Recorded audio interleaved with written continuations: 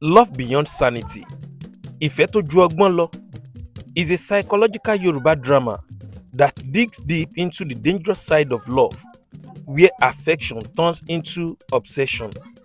The film boldly explores toxic marriage, emotional instability, the silent damage of insecurity.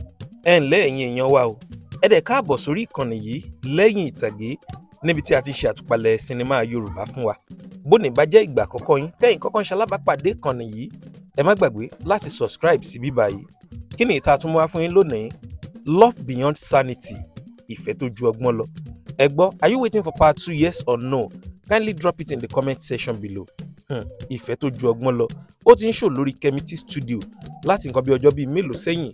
Ṣùgbọ́n àwọn olólùfẹ́ ìkànnì yìí, àwọn ló sọ pé lẹ́yìn ìtàgé ẹ bá a sọ nǹkan kan nípa sinimá yìí. Ṣé ẹ rí sinimá yìí? Sinimá tó ju sinimá lọ ni. Rating ẹ̀ 8.3 nítorí iṣẹ́ ni. Deep psychological storytelling, strong emotional performance, realistic portray of toxic relationship, powerful message about mental health. Ẹ̀yin náà ẹ lọ wò ó, ẹ̀ẹ́rọ́gbọ́n kọ́, ẹ̀ẹ́rẹ́ kankan ń bẹ̀.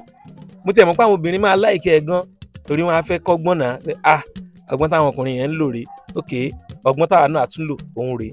Kemity kàn fún wa back to back lẹ́nu ọjọ́ mẹ́ta yìí ni o. Kí ló ń ṣẹlẹ̀? Lẹ́yìn tí wọ́n ti ṣe kọ́lé oṣó báyìí, àwọn náà ò fẹ́ dá dúró. No, ó kàn ń jù wá ni. Love Beyond Sanity, ìfẹ́ tó ju ọgbọ́n lọ.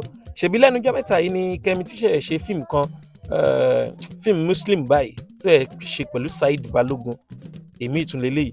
Ó dà ń gbé nǹkan kan ṣẹlẹ̀ lágbólé tíátà Yorùbá báyìí ní ìsìn. Tó o bá ti náwó lọ́wọ́, you just produce. Tó o bá ti náwó, wàá produce ẹ̀. Love Beyond Sanity, ìfẹ́ tó ju ọgbọ́n lọ, ó ti ń ṣò lórí Kemity studio báyìí. Àwọn wo lẹ máa rí inú sinimá yìí? Èrò pọ̀ ńbẹ̀ gidi gan, Ọlọ́run. Kemity, Irewole, Victoria Adeboye, Ogbade Fangede. Èrò pọ̀ nù iṣẹ́ yìí gan. You to go and see it today on Kemity studio lórí YouTube.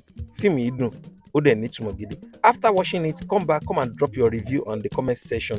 Let me see it. Let's talk about this movie. Ẹ má gbàgbé, you know I told you earlier wípé Kemity ti gbé fíìmù yìí jáde àti máa tó bí ọjọ́ bíi mélòó kan. Àwọn èèyàn wa ló ń sọ pé lẹ́yìn ìtàgé ẹ review ẹ̀, ṣé part 2 ẹ̀ ò ní jáde ní àbó máa jáde? That's why we do this one. Ẹ jẹ́ kí n draw curtain mi bíbá ẹ̀ kí n ṣẹnu dédé síbí. Títí ìgbà míì tá a tún máa fi pàdé, èmi àti yín a ò ní jọ ẹni tí wọ́n ń wá o. Ó dàbọ̀.